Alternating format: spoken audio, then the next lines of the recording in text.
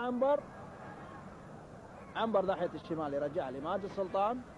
ماجد إلى مؤيد لعيب المبارك مرزوق يعديها حلوة من فيصل عيدي إلى ناصر الغانم. شايط ناصر الغانم حلوة حلوة حلوة محاولة جيدة الحقيقة وسليمة من ناصر الغانم. هذا الغانم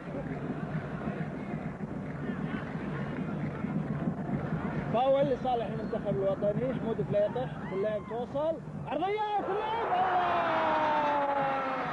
حلوة يا الدخيل الهدف الأول بدقيقة 7. كرة مع فيصل عرضية ناحية ماجد سلطان. ماجد يلعبها مرة ثانية لفيصل الدخيل كرة معاه سعيد الدخيل حلوة الدخيل. الهدف الثاني لفيصل. نعيم وكرة عكسية وسريعة. نعيم سعد فيصل الدخيل يلعبها فيصل ومرة ثانية جمال حلوة لاعبها وعنده كرة فاضية إلى فيصل الدخيل ولعبها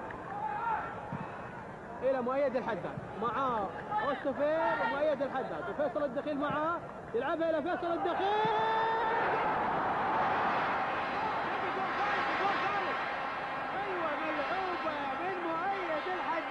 ناصر الغانم يلعبها في النص.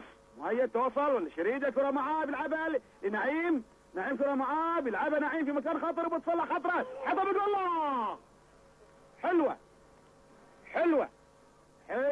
حلوه الحقيقه ملعوبه لفيصل الدخيل وبيحصلها وليد الجاسم. والكره مره ثانيه يلعبها ناحيه اليمين الى مؤيد اللي بينقلها وتصلح في النص وشايف الله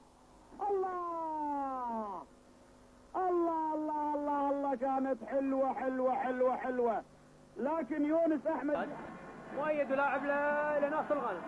ناصر حلوة ناصر وهو لاعب له كرة حلوة